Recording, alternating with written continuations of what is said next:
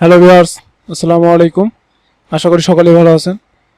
আজকে আপনাদেরকে যে জিনিসটি শেয়ার করব সেটা হলো মাইক্রোসফট এক্সেল শিটের ভিতরে অটো গণনা বা অটো ক্যালকুলেট কিভাবে করতে হয় সেটা আজকে শিখাবো। যারা জানেন তাদের কাছে খুব ইজি বিষয়টি, কিন্তু যারা জানেন না তাদের কাছে অনেক ডিফিকাল্ট মনে হয়।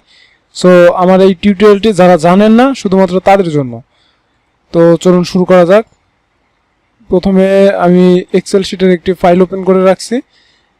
এই যে আপনারা দেখতে পারতেছেন যে এইখানে 11, 44, 3 যোগ করলে এটা 69 হয়। আমি যদি এখানে এখন 5 দিই তাহলে এখানে দেখতেছেন যে অটো 74 চলে আসছে।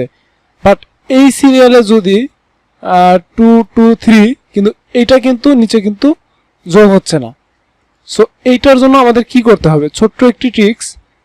সেটা হলো আমাদের যেটা করতে হবে, আমরা যে ঘরগুলোকে অটো ক্যালকুলেট বা অটো কাউন্ট করতে চাই সেই ঘরগুলোকে প্রথমে এইভাবে সিলেক্ট করতে হবে। সিলেক্ট করার পরে আমাদের শুধুমাত্র অটো সাম যে লেখাটি দেখতে পারতেছেন এইখানে জাস্ট ক্লিক করতে হবে। তাহলে যে দেখতে পারতেছেন যে অটো ক্যালকুলেট হচ্ছে। এখন এখানে যদি আমি 7 দিই তাহলে দেন এখানে যদি ক্লিক করি এই যে 14, এখানে যদি আমি 6 দিই, এখানে যদি ক্লিক করি দেন 20। সেম ভাবে আমি এইদিকেও যদি অটো ক্যালকুলেট করতে চাই তাহলে আমি এই ঘরগুলোকে সিলেক্ট করব অ্যান্ড দেন অটো সামে ক্লিক করব। তাহলে দেখতে পারতেছি যে এইদিকে 14।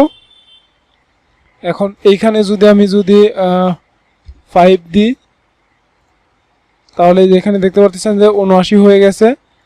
এখানে যদি আমি 8 দিই তাহলে এখানে দেখব 87 হয়ে গেছে।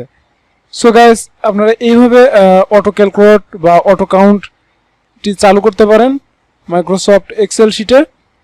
সো আমার টিউটোরিয়ালটি আজকের মতো এই পর্যন্তই। ভালো থাকুন, সুস্থ থাকুন, আল্লাহ হাফেজ। আর যদি ভিডিওটি ভালো লাগে তো অবশ্যই একটি লাইক এবং সাবস্ক্রাইব করতে ভুলবেন না চ্যানেলটি।